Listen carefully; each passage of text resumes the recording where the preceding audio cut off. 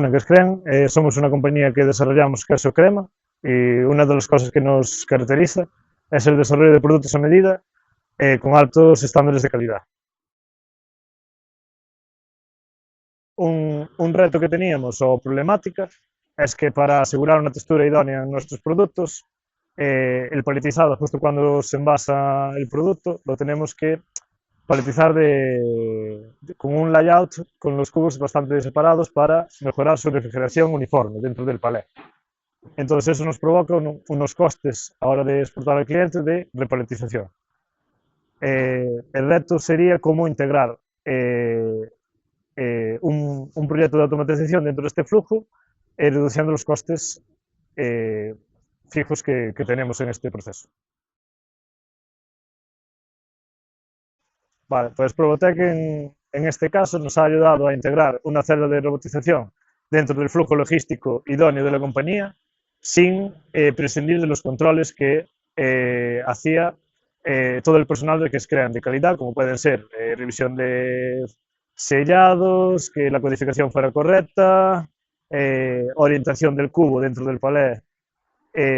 para no dañarlo en el envío al cliente final.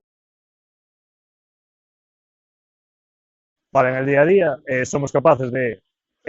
preparar más producto de venta eh,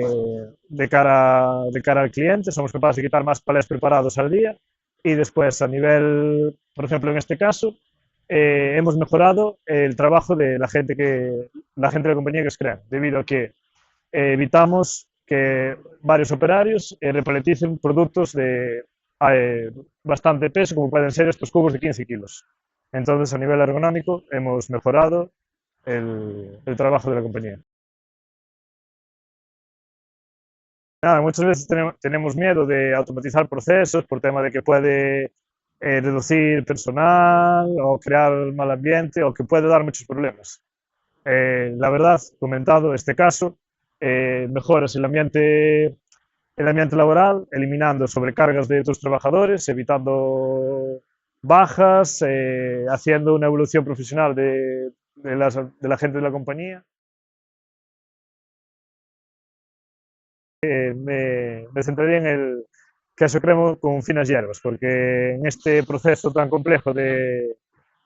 mantener la calidad en nuestra revisión final, más integrarla en la lógica logística que tenemos en planta, hemos hilado bastante fino.